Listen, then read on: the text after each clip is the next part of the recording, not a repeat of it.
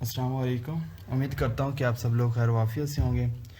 अच्छा, आज का जो हमारा टॉपिक है वो है समर सेमेस्टर और इनरोलमेंट में क्या डिफरेंस होता है।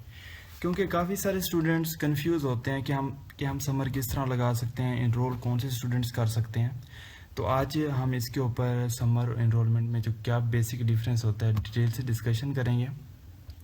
और इसके बाद हम इनरोलमेंट जो है 2021 जो विंटर सेमेस्टर है उसके बारे में भी हम डिस्कशन करेंगे। वो कब से स्टार्ट होगा, उसकी फ़ी कब जमा करवानी है और क्लासेस फिज़िकल होंगी या ऑनलाइन होगी। एंड में इन सब आपके क्वेश्चंस के आंसर्स आपको मिल जाएंगे।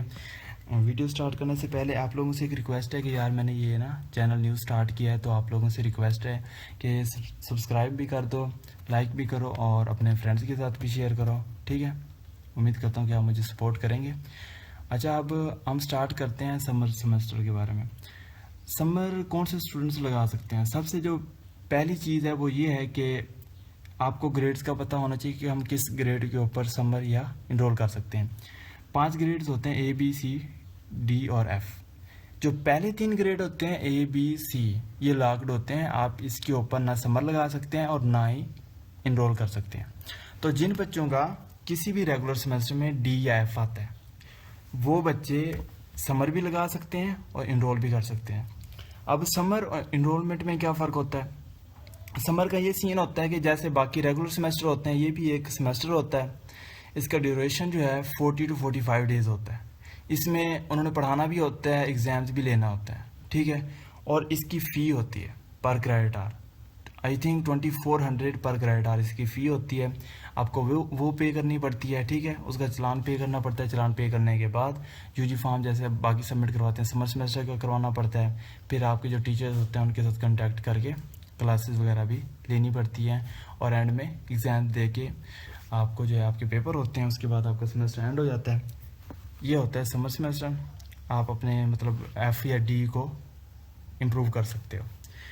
अब इसमें जो है ज़्यादा से ज़्यादा जो है 12 क्रेडिट आवर्स मतलब आप वो इनरोल कर सकते हो। फॉर एग्ज़ाम्पल अगर आपका कोई एक दो है, 2 क्रेडिट आवर का कोर्स है, मतलब 12 से ज़्यादा नहीं कर सकते। बाकी आप जितने भी आपके कोर्सेज हों 1-2 आप कर सकते हो, ठीक है। उसके बाद इनरोलमेंट क्या होती है। इनरोलमेंट का ये सीन होता है कि इनरोलमेंट भी F और D वाले ही कर सकते हैं। और इसमें डिफरेंस ये है कि इसकी कोई फ़ीस नहीं होती।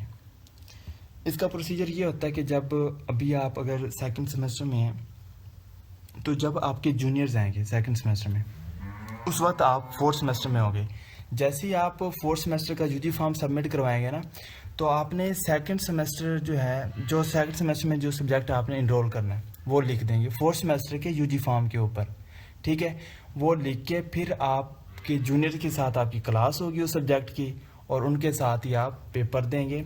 इसकी कोई फ़ी नहीं होती, ठीक है। ये सीन होता है समर और इनरोलमेंट का। अब बच्चों का ये क्वेश्चन होता है कि हम समर लगाएं या इनरोल करें। बस यही होता है कि इनरोलमेंट में ये होता है कि आपको अपने जूनियर्स के साथ क्लास लेनी पड़ेगी। थोड़ा सा बंदे को ना वो होता है, शर्मिंदगी होती है कि यार मैं अपने जूनियर्स के साथ बैठ के क्लास ले रहा हूँ।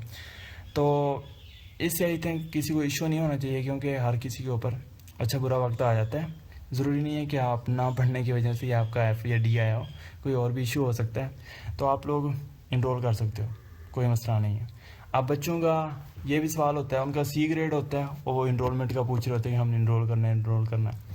इसका ये हल है कि जब आपको टीचर्स आपके पेपर चेक करवाते हैं, तो उस वक्त अगर आपका किसी सब्जेक्ट में C ग्रेड है, तो आप टीचर को कह के रिक्वेस्ट करके उनसे अपना मतलब D करवा लें, C को D करवा लें। तो अगर आपका D होगा फिर ही आप इनरोल कर सकते हैं। अगर C होगा, C तो लॉक्ड होता है, उस पर आप इनरोल कर ही नहीं सकते, ठीक है। तो जिस बच्चे ने इनरोल करना है या समर लगवाना है, अगर उसका D ग्रेड आ जाता है तो वो भाई C करवा ले, C आ जाता है तो फिर वो D करवा ले या F करवा ले, D आता है तो F कर, मतलब D पे तो हो ही जाता है। अगर C आता है तो आप अपना D करवा लो।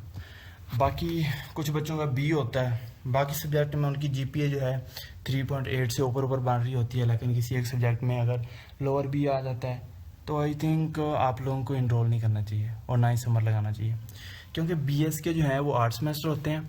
आप इजीली जो है अपनी जीपीए या सीजीपीए इंक्रीज़ कर सकते हो। आपके पास बहुत सा चांस होता है। अगर आपका सेकंड सेमेस्टर में 3.85 बन रही है जीपीए सीजीपीए, तो फिर आपको टेंशन नहीं लेनी चाहिए। आगे भी आपके 6 सेमेस्टर पड़े हैं, तो 6 सेमेस्टर में आप लोग अपना वो जो है उसको इम्प्रूव कर सकते हो। तो इसलिए इनरोलमेंट और समर वाले चक्रों में ना पड़ें। अगर कि आपका किसी 1-2 सब्जेक्ट में बी ग्रेड आ जाता है, ठीक है, तो इसको रहने दें। अच्छा, अब हम चलते हैं नेक्स्ट सेमेस्टर जो है हमारा विंटर सेमेस्टर स्टार्ट होने लगेगा, तो उसके ऊपर हम डिस्कशन करते हैं कि वो हम किस तरह उसमें हमारा क्या सीन होगा इनरोलमेंट का। ये देखिए यहाँ पे अभी 7 से लेकर 1-9 तक ये समर सेमेस्टर चलेगा, ठीक है। समर के बाद अभी ना विंटर सेमेस्टर अब स्टार्ट होगा 21-22 का। इसकी जो फ़ी सबमिशन की डेट होगी 3/9 से 13/9 तक, ठीक है। ये फ़ी सबमिट होगी। यहाँ पे क्लासेस का जो उन्होंने बताया 14/9 से, ठीक है, लेकिन क्लासेस इतना जल्दी स्टार्ट नहीं होती, 1-2 वीक लग जाते हैं, तो इसलिए लेट ही क्लासेस स्टार्ट होंगे। अब बच्चों का ये भी क्वेश्चन होता है कि क्लासेस फ़िज़िकल होंगी या ऑनलाइन होंगी। इसके बारे में अभी हम कुछ नहीं कह सकते, क्योंकि यूनिवर्सिटी उस वक्त डिसाइड करेगी सिचुएशन को देख के कि किस तरह क्लासेस लेनी है। बाकी आप लोग अपनी फीसेस वगैरह का इंतज़ाम कर लें। बाकी जो न्यू बच्चे हैं सेकंड सेमेस्टर वाले, उनका क्वेश्चन होता है कि क्या हमें साथ की इंस्टॉलमेंट मिल जाएगी फ़ीस की तब तक।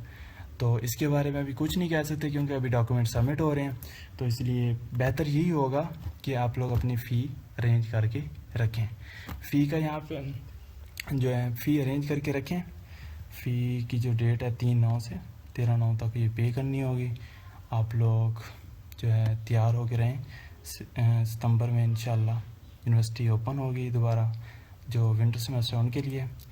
बाकी अगर आपको कोई क्वेश्चन है तो आप नीचे कमेंट बॉक्स में पूछ सकते हैं। थैंक यू, अल्लाह हाफिज़।